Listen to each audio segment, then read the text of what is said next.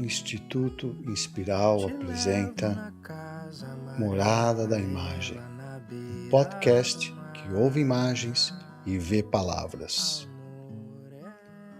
Episódio 13, A Casa da Intimidade. Olá a todos, a todas. Estamos então a chegar ao final dessa nossa primeira temporada e hoje é o nosso penúltimo episódio. É o episódio 13, o qual vamos chamar de A Casa da Intimidade. Nós temos falado bastante nos episódios anteriores do desaparecimento dos espaços salutares de convívio. É uma espécie de deserto relacional contemporâneo. E a importância de transformarmos em atos conscientes de resistência. Porque a saúde comunitária, esse humus essencial da vida psíquica, da vida psicológica, exige hoje uma escolha ativa contra essa normalização do desumano, contra esse viver como estranhos, muitas vezes por trás de barreiras e de fones de ouvidos. Nesse episódio, nós vamos também sugerir que assistam o filme Dias Perfeitos. Esse filme nos revela um caminho, o caminho da estética como alquimia interior capaz de transformar o ordinário em revelação. Diria que é uma coragem teimosa de cultivar jardins interiores. Através, por exemplo, de rituais simples de beleza, encontros autênticos e a preservação de pequenos gestos de cuidado. A saúde mental depende desta resistência estética, como nós temos visto ao longo dessa temporada. Diante disso tudo, quero relembrar a vocês algumas perguntas que fizemos anteriormente. Como essas, por exemplo. Ainda há espaços salutares de convivência? Ainda é possível viver encontros verdadeiros, onde as pessoas possam se afetar, discordar, e eventualmente até se ferir e depois se reconciliar? Ainda é possível uma comunidade que nos sustente como um chão vivo? Eu diria que a resposta é sim. Mas hoje, atenção, que hoje esses espaços não são mais o pano de fundo natural da vida cotidiana. Eles se tornaram atos de resistência. A saúde comunitária, esse tecido de confiança, de reciprocidade ritual partilhada, não deve ser visto como um luxo. Deve ser visto sim como um humus essencial da saúde mental, individual e coletiva. Como nos ensinou tão bem o psicanalista Donald Winnicott, a base de toda a saúde psíquica nasce na confiabilidade afetiva da relação mãe-bebê, essa matriz, nesse chão intercorpóreo. E é ali que o mundo surge como habitável. É ali que o tempo não é ameaça, mas continuidade, consistência. Essa mesma confiança básica que mais tarde pode vir a sustentar a intimidade adulta e o senso de pertencimento à comunidade, algo tão presente hoje nas clínicas, nos nossos atendimentos em psicoterapia. A necessidade de uma certeza silenciosa, não dita, de que o outro é uma presença confiável, é uma terra firme. É um continente. Mas a modernidade parece que tem normalizado o que é profundamente desumano. Ou seja, viver entre estranhos, liquidez relacional, cancelamentos, fragilidade afetiva e distanciamento digital. Muitas vezes moramos lado a lado em edifícios, mas nem sequer nos conhecemos. Muitas vezes partilhamos o mesmo elevador, mas não o olhar. Vivemos próximos e ao mesmo tempo infinitamente distantes. Mal o instante se abre o olhar já se dirige para a tela. Nem sequer damos tempo para olhar para nós mesmos. E para suportar essa dor, desse estranhamento, temos hoje erguido zonas de blindagem, né? Como, por exemplo, as portas trancadas, os fones nos ouvidos, os muros invisíveis contra o contato humano, contra o contato afetivo.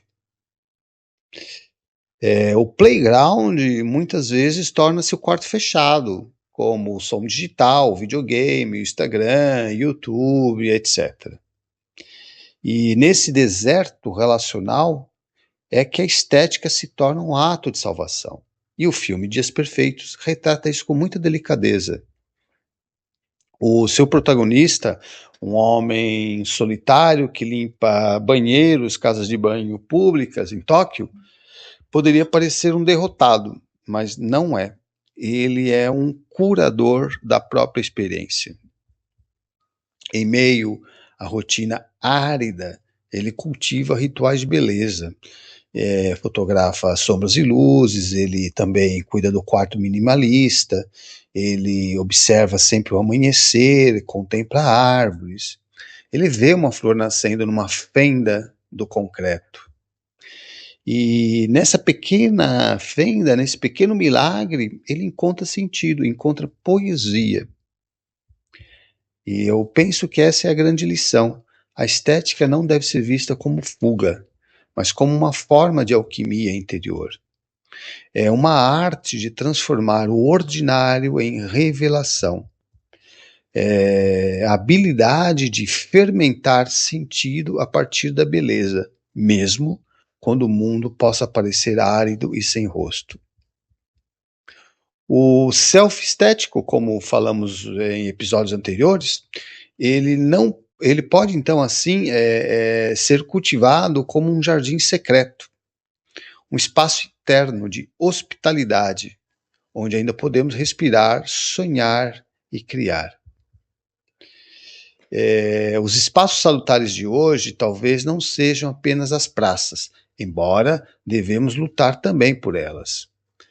Eles são também os jardins interiores que insistimos em cultivar e os pequenos rituais de encontro e beleza que nós podemos tecer no cotidiano, como, por exemplo, um café compartilhado com um amigo, com um familiar, uma conversa sem pressa, sem tema, sem agenda, um gesto de cuidado e uma fotografia da luz.